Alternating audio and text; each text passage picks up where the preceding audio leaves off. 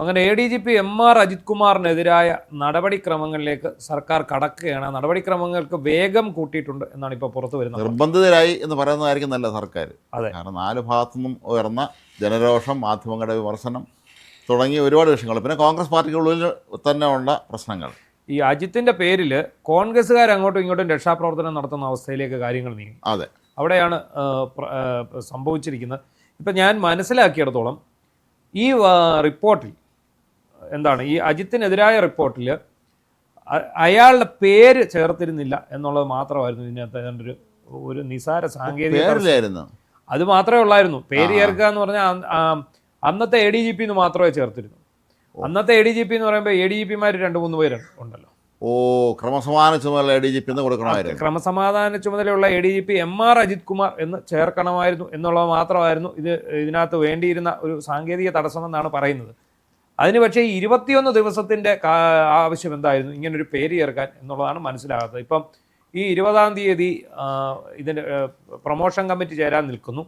ഈ promotion committee ചേരാൻ നിൽക്കുന്ന സമയത്ത് അതുവരെ ഇത് എന്തിന് പൂഴ്ത്തി വെച്ചു എന്നുള്ളതാണ് ഇതിനകത്തെ ഒരു പ്രശ്നം.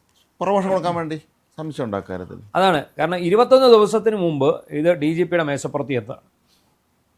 DGP ഇതിൻ്റെ നടപടിക്രമങ്ങളൊക്കെ പൂർത്തിയാക്കി വെച്ചിരുന്നതാണ്.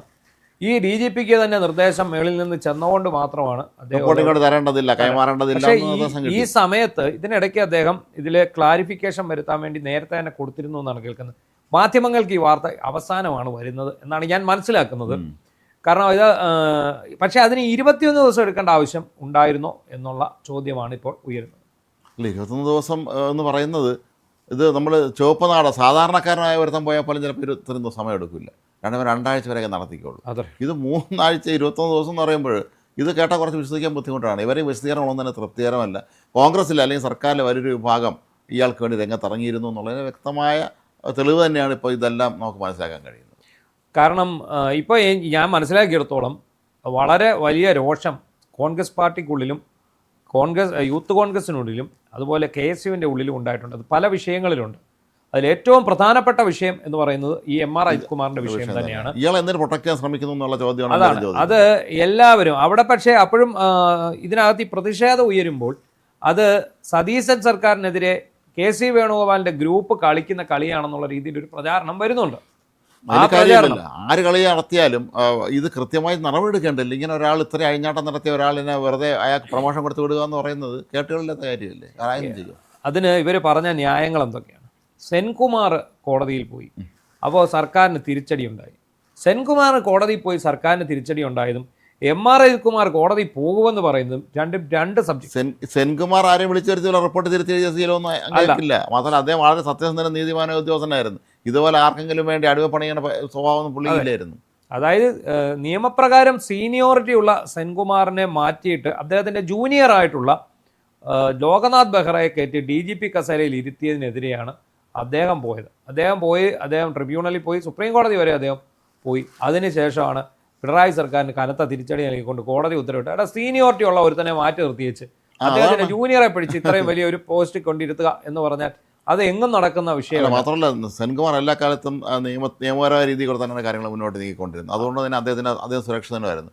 ഇപ്പോൾ ഡോക്ടർ B അശോകും അല്ലെങ്കിൽ പ്രശാന്ത് നായരും ഒക്കെ തന്നെ അവർ നിയമത്തിൻ്റെ മാർഗം തേടിയിരുന്നു. എങ്കിൽ പോലും ഇവർ മനഃപൂർവ്വമായി കഴിഞ്ഞ പിണറായി സർക്കാർ രാഷ്ട്രീയ പകപോക്കൽ നടത്തുകയായിരുന്നു. അല്ല, ഇതിന് ഇവർ പറയുന്ന ഒരു കാരണം അജിത് കുമാർ ട്രിബ്യൂണലിനെ സമീപിച്ചാൽ സർക്കാരിന് തിരിച്ചടിയാകും എന്നാണ്. അത് ഏത് വിധത്തിലാണ് എന്താണ് എന്നൊന്നും സർക്കാർ പറയുന്നില്ല. ഏത് വിധത്തിൽ മതിയായ തെളിവുകളില്ലാതെ ഒരു SIT കുറ്റാന്വേഷണം നടത്തി അന്തിമമായ റിപ്പോർട്ട് സർക്കാരിലേക്ക് സമർപ്പിക്കും എന്നാണോ ഇവർ കരുതിയിരിക്കുന്നത്? ഈ റിപ്പോർട്ട് എഴുതി കൊടുത്തതിന് അജിത് കുമാറാണെന്ന് അറിഞ്ഞുള്ളത് അതില്ല. അത് നിയമോപദേശം കൊടുത്താൽ അജിത് കുമാർ അത് ചിലപ്പോൾ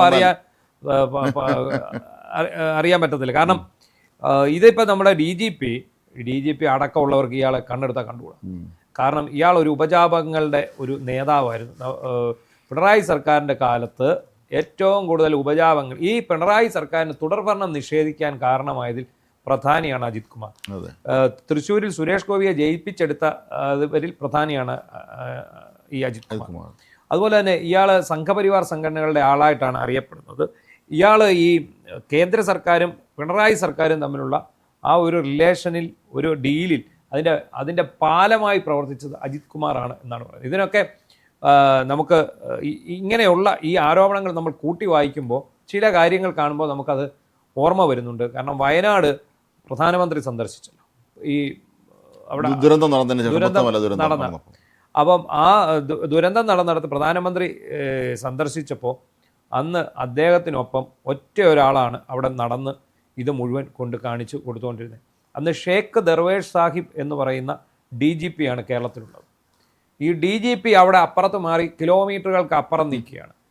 ഇദ്ദേഹത്തിനൊപ്പം സഞ്ചരിച്ച് കാര്യങ്ങൾ വിശദീകരിക്കുന്നത് MR ആണ്. അന്ന് ആരും ഇങ്ങനെ ഒരു ചോദ്യം ഉന്നയിച്ചില്ല. എങ്ങനെ ഇത്രയും ചീഫ് സെക്രട്ടറി ഉണ്ട്, DGP ഉണ്ട്, ഇവരാരും ഇല്ലാതെ ക്രമസമാധാന ചുമതലയുള്ള ADGP എന്നുള്ളതിൽ ഇവരെക്കാട്ടിലൊക്കെ ഒരുപാട് പ്രോട്ടോക്കോളിൽ താഴെയുള്ള ഒരു ഉദ്യോഗസ്ഥൻ എങ്ങനെ ഈ പ്രധാനമന്ത്രിക്കൊപ്പം നടന്ന് ഈ സ്ഥലങ്ങൾ കാണും? അന്നത്തെ രീതിയായിരുന്നു.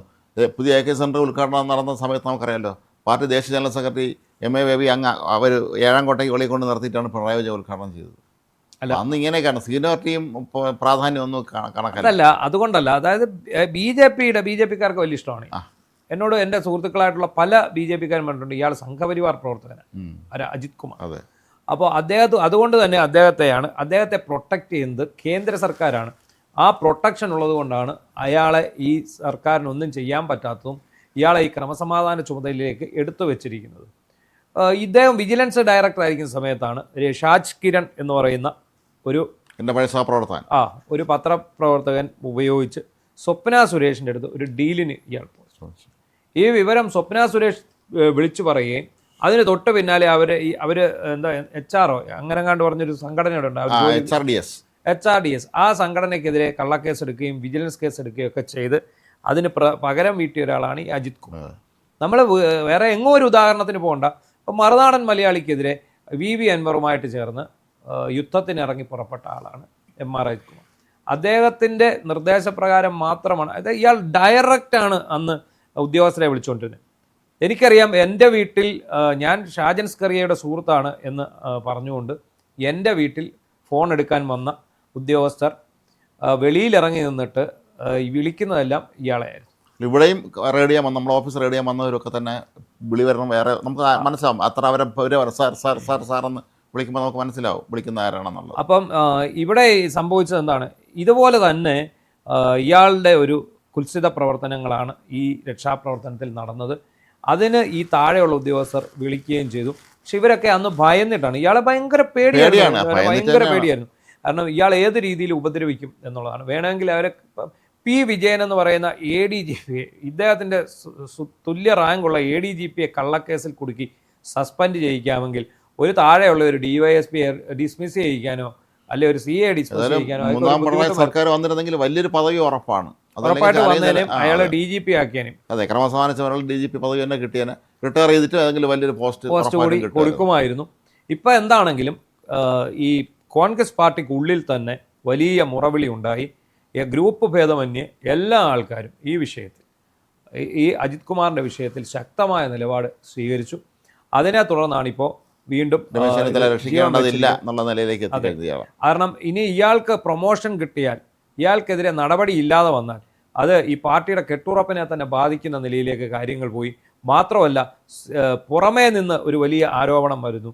സതീശൻ RSSൻ്റെ പിണിയാളാണ് എന്നുള്ള രീതിയിലൊരു ആരോപണം വരുന്നു.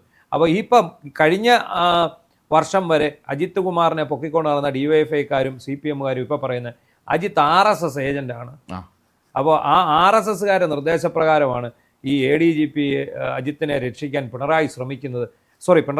സതീശൻ ശ്രമിക്കുന്നത്.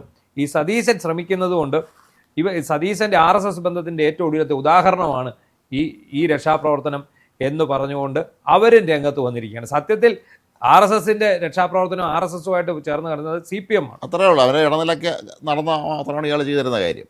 എന്താണെങ്കിലും ശരി, അജിത്തിനെതിരെ നടപടി വരും എന്ന് കേൾക്കുന്നു. നടപടി വരാതെ നമുക്ക് അതിനെക്കുറിച്ച് ഒന്നും വിശ്വസിക്കാൻ കഴിയില്ല. ഈ വാർത്തകൾ ഇങ്ങനെ മാറിയും മറിഞ്ഞും ഇന്നിപ്പോൾ രാവിലെ നടപടി വരുമെന്ന് പറയും, ഉച്ചയാകുമ്പം നടപടി ഇല്ല എന്ന് പറയും. രക്ഷകന്മാർ അത്രയ്ക്ക് ശക്തരാണ്. പ്രേമചന്ദ്രത്തിലേക്ക് വീഡിയോ സെഷൻ ഒന്നും ഒഴിഞ്ഞു മാറാൻ പറ്റാത്ത രീതിയിലുള്ള ശക്തന്മാരാണ് ഇയാൾക്ക് വേണ്ടി വാദിക്കാൻ ഇറങ്ങിയിരിക്കുന്നത് എന്നുള്ളത് തന്നെയാണ് ഏറ്റവും പ്രധാനപ്പെട്ട കാര്യം.